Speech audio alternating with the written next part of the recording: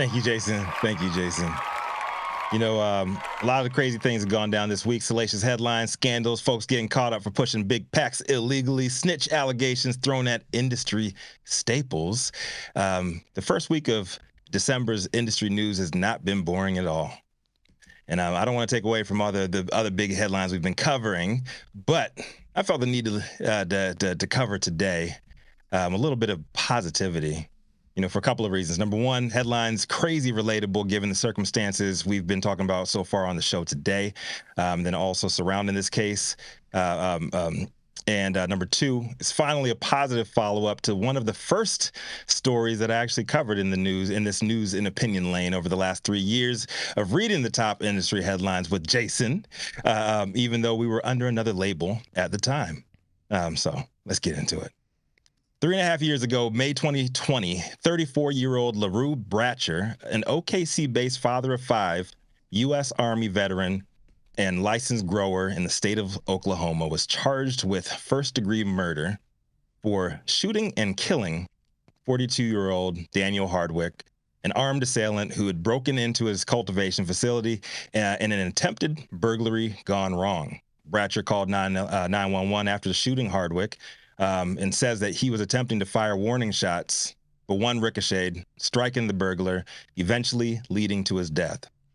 It was the second night in a row that Hardwick had attempted to break into Bratcher's shop. Understandably, he was rattled after attempt number one. Bratcher was on watch, locked and loaded, and prepared to defend his property. Court documents show Bratcher grabbed his gun when he heard someone at the back door and asked the stranger what he was doing before firing 3 shots. Bratcher told the police at the time that the door was locked and secured when he started shooting. Officers contacted the Oklahoma Medical Marijuana Authority to ensure Bratcher's business was legal, but discovered his license had been expired. It expired January 1st, and he had failed to properly secure a renewal.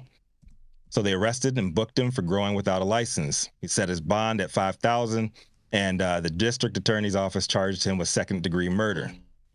Out on bond, home chilling with his wife, Vicky, and his 6-month-old daughter was in his arms.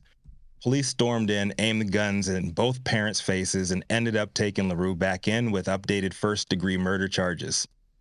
Local reports of the incident painted Bratcher as a cold-blooded, murderous trap farmer in illegal possession of $1.5 million worth of marijuana with intent to distribute with 480 plants on his property without proper licenses.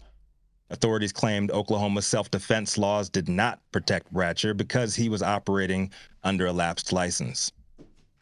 3 years later, after successfully negotiating an Alford plea this February, meaning he accepted but did not plead guilty to the charge of manslaughter by resisting criminal attempt, Bratcher's first-degree murder charge was downgraded back to second, and he was still facing manslaughter, unlawful cultivation of a controlled dangerous substance, possession of a controlled dangerous substance, and possession of a weapon while committing a felony.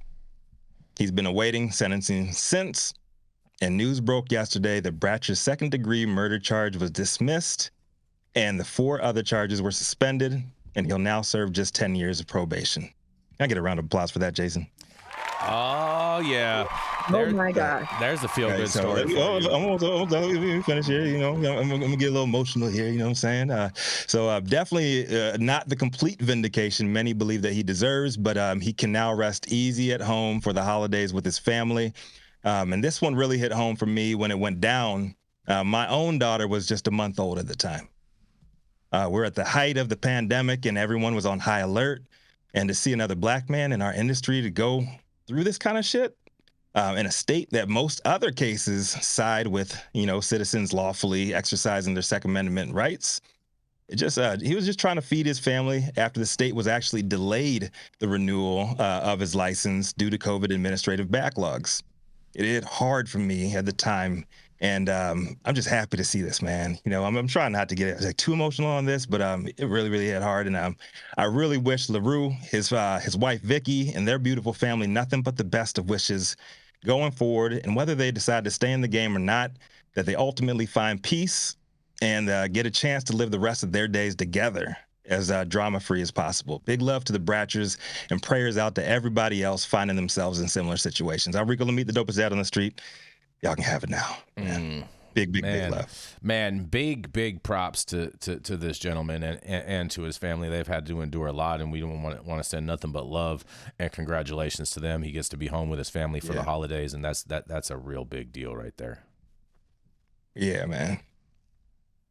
Love to see that. He's going to be home with his family, and this is a very, very unfortunate case, man. Like, protecting his family, protecting his investment, protecting everything, and he didn't get his license renewed. He didn't get his license renewed, and it was all backlogged in as well. So, dude tried 2 nights in a row, right, to break in and burglarize his place, and he wasn't even trying to shoot and kill him, and ended up killing him, and he was facing life in prison for something like this. But he's home. That's right. And this is in Oklahoma. Yeah. Yeah, it's not just California there, is it, friends? Well, Oklahoma does have the best laws for gun carrying and cannabis together. And in cannabis too. Yeah, that's what I'm saying, together. If you are properly licensed. Yes, they have the best. They have the best framework. Go for it. Well, it is the difference with administrative issues as well. And these administrative issues and backlogs have caused a litany of knock-on effects for a lot of operators, not being able to get grants, not being able to get insurance. This was one of the worst examples, and I just really appreciate good news on a Friday. Thank you, Rico. Oh, yes. And on that good note, we're going to go to a commercial. We're going to be right back.